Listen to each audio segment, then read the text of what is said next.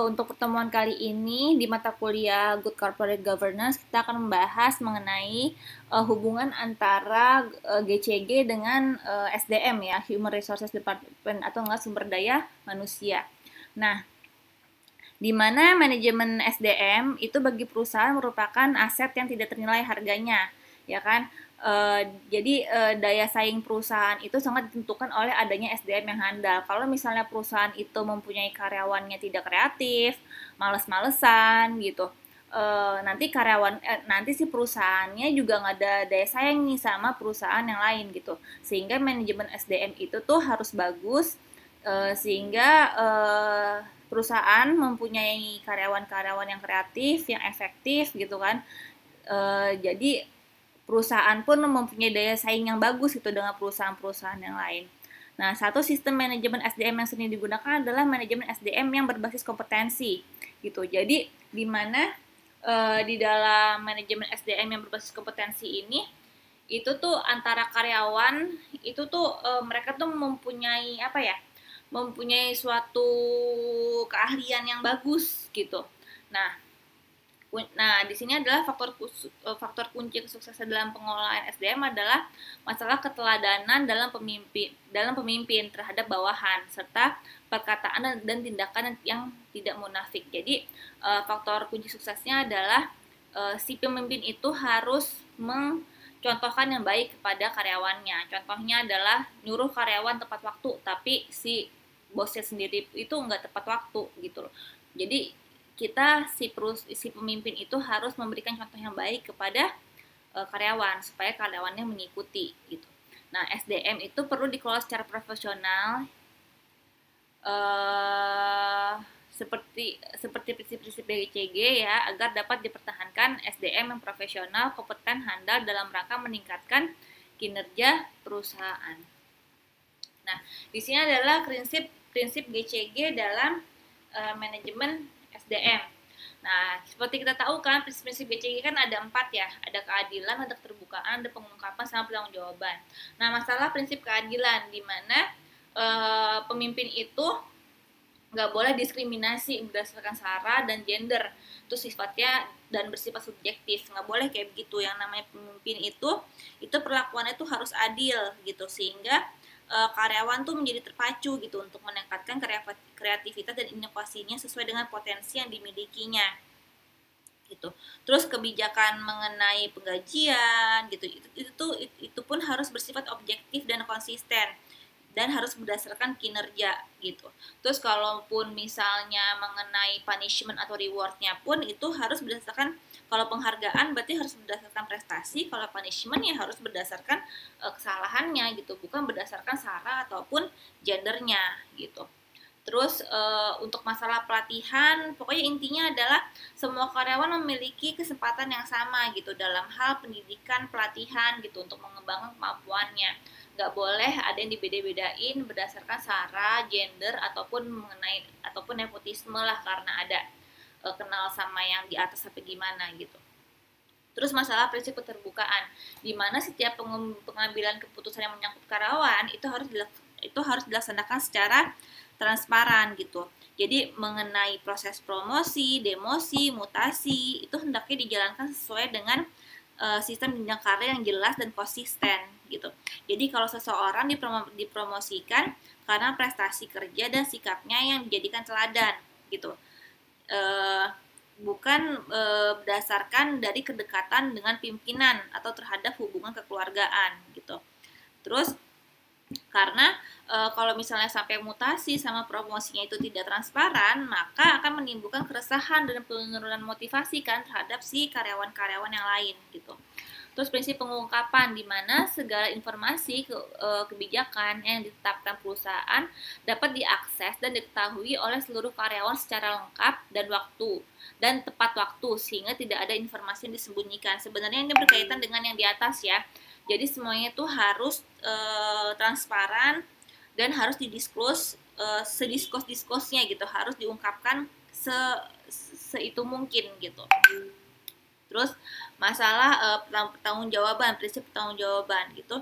Jadi segala kebijakan yang diambil dapat dipertanggungjawabkan kepada pemegang saham dan pemangku dan pemangku kepentingan termasuk pada publik gitu. Terus hendaknya tuh si perusahaan tuh memberikan kebebasan berorganisasi kepada karyawan sesuai dengan peraturan perundang-undangan yang berlaku. Nanti ini akan kita bahas di belakangnya mengenai di mana perusahaan itu harus membolehkan si pekerjanya itu membentuk suatu serikat pekerja. Nah, manfaat apa sih gitu kalau misalnya perusahaan itu memanage SDM itu sesuai dengan prinsip-prinsip GCG. Yang pertama adalah suasana kerja menjadi kondusif dan tenang kan, karena kan tidak ada perbedaan mengenai sara dan lain-lain kan gitu. Jadi suasana kerja pun menjadi lebih tenang dan kondusif gitu. Terus kinerja perusahaan tuh akan meningkat karena karyawan tuh lebih kreatif dan inovasi dalam bekerja gitu. Terus terhindar dari praktek KKN, di mana praktek KKN itu kan sangat merugikan kan bagi perusahaan kan gitu. Jadi segala kebijakan dan keputusan itu ditetapkan secara transparan, dapat dipertanggungjawabkan serta memenuhi prinsip keadilan.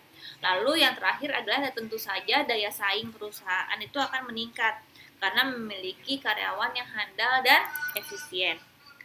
Ini saya salah. Nanti kalian bingung. Typo. Lalu slide selanjutnya adalah mengenai fakta integritas. Nah, di mana fakta integritas ini merupakan komitmen manajemen atau pimpinan dalam mengimplementasikan GCG di perusahaan.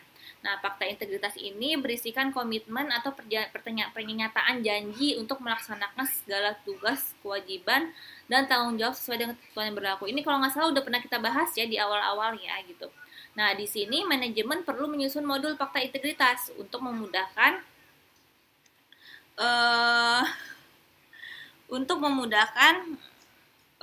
dalam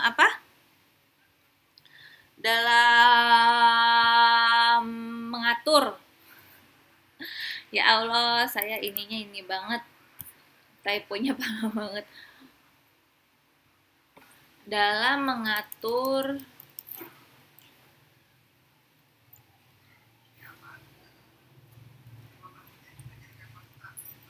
memudahkan implementasi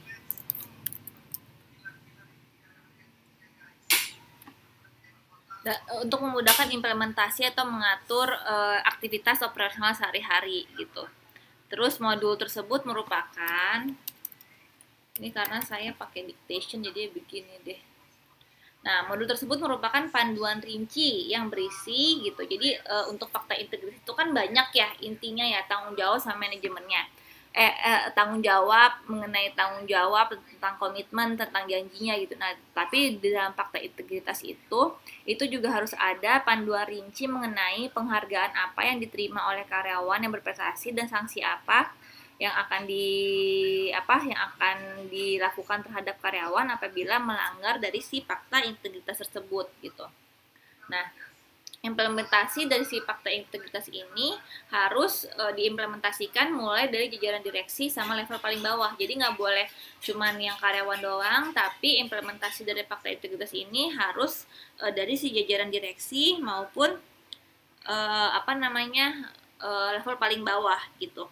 Nah, untuk memonitoring nih pelaksanaan dari si fakta integritas ini, itu perusahaan tuh perlu membentuk suatu komite integritas yang beranggotakan pihak luar yang independen dan memiliki kredibilitas, kapabilitas, serta kompetensi yang memadai gitu untuk mengukur apakah si fakta integritas ini sudah terlaksana dengan baik atau belum.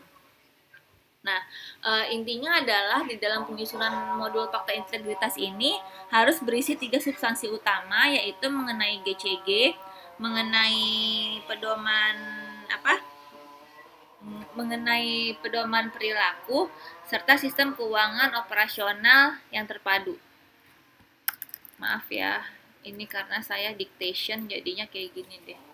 Nah, terus manfaat-manfaat dari si manajemen ini membuat fakta integritas adalah dapat mencegah timbulnya KKN, terus meningkatkan kinerja organisasi. Sebenarnya sama ya kayak misalnya manajemen itu melaksanakan manajemen SDM kalau misalnya dengan prinsip-prinsip GCG gitu, menciptakan suasana kerja yang kondusif, terus meningkatkan nilai perusahaan, apalagi perusahaan go public gitu kan. terus meningkatkan kredibilitas manajemen, sama meningkatkan citra positif organisasi di mata publik. Nah, ini yang saya sebut tadi, yaitu harus adanya sinergi antara serikat pekerja dan manajemen perusahaan gitu, dimana serikat pekerja itu merupakan organisasi yang dibentuk ya kan dari, oleh, dan untuk pekerja baik di perusahaan maupun di luar perusahaan ya. Nah, kalau yang pernah kalian yang saat ini banyak terjadi ya kan, bahwa banyak demonstrasi kan yang terjadi gitu. Kalau misalnya hari buruh tuh pasti ada demonstrasi gitu. Nah, biasanya demonstrasi itu tuh sering timbul tuh karena konflik antara manajemen dan serikat pekerja yang berlarut-larut dan tidak terselesaikan dengan baik gitu. Nah, dimana kalau manajemen perusahaan tuh harusnya tuh mereka tuh memperlakukan karyawan itu secara adil dan proporsional serta dapat menghindarkan diri dari sikap arogansi kekuasaan semata, ya kan? Terus nah, manajemen tuh hendaknya tuh memandang serikat pekerja tuh sebagai human capital dan mitra dalam menjalankan aktivitas bisnis sehari-hari gitu kan. Jadi jangan memandangnya sebagai bawahan, tapi harus memandangnya itu tuh sebagai modal atau mitra gitu. Dan serikat pekerja pun hendaknya mereka itu memposisikan dirinya mereka itu bukan sebagai bawahan gitu, tapi sebagai partner yang baik dan selalu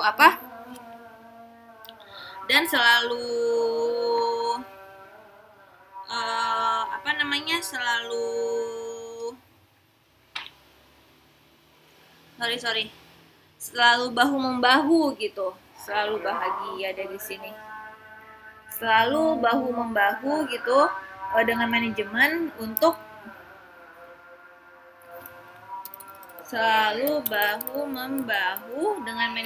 mencapai kejayaan perusahaan gitu. Jadi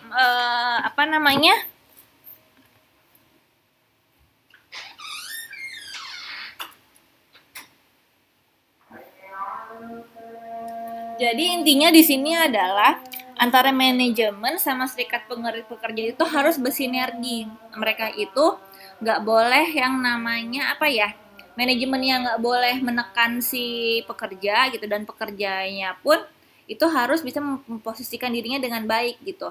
Nah, di sini adalah salah satu solusi bagi perusahaan untuk memperkuat sinergi antara manajemen dengan serikat pekerja adalah memberikan kesempatan bagi karyawan untuk memiliki saham melalui ESOP gitu. Nah, ESOP itu tuh Employee Stock Ownership Program. Jadi memang ada, kalau di perusahaan-perusahaan go public itu ya ada program di mana karyawan-karyawannya itu tuh boleh membeli saham dari perusahaan gitu loh. Sehingga kan kalau misalnya karyawan yang memiliki saham, biasanya kan si perusahaan tersebut kan lebih concern gitu terhadap kemajuan perusahaan kan gitu. Jadi salah satu solusi agar terciptanya sinergi gitu antara serikat pekerja dan perusahaan, antara serikat pekerja dan manajemen adalah karyawannya itu diperbolehkan untuk memiliki saham gitu di perusahaan. Nah, di sini adalah supaya bersinergi gitu kan, maka ada perjanjian kerja bersama gitu antara si manajemen dengan antara si pengusaha dengan karyawan gitu. Dimana saya nyebutnya PKB ya. PKB ini merupakan perjanjian yang merupakan hasil perundingan antara serikat pekerja yang terdapat pada instansi yang bertanggung jawab di bidang ketenagakerjaan dengan pengusaha yang semua yang dimana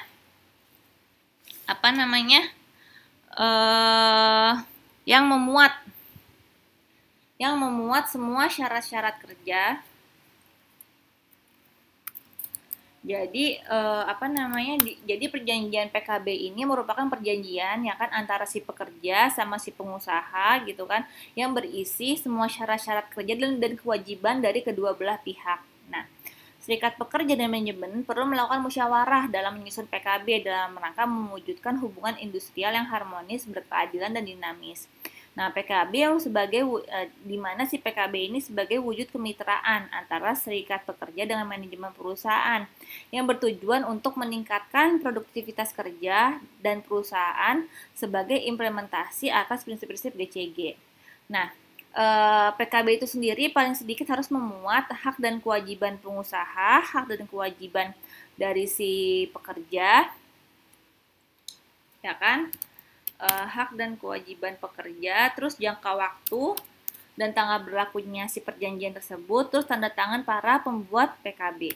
Ya, jadi PKB ini kayak merupakan hasil perundingan lah supaya antara si pekerja sama si pengusaha itu mereka bisa bersinergi gitu.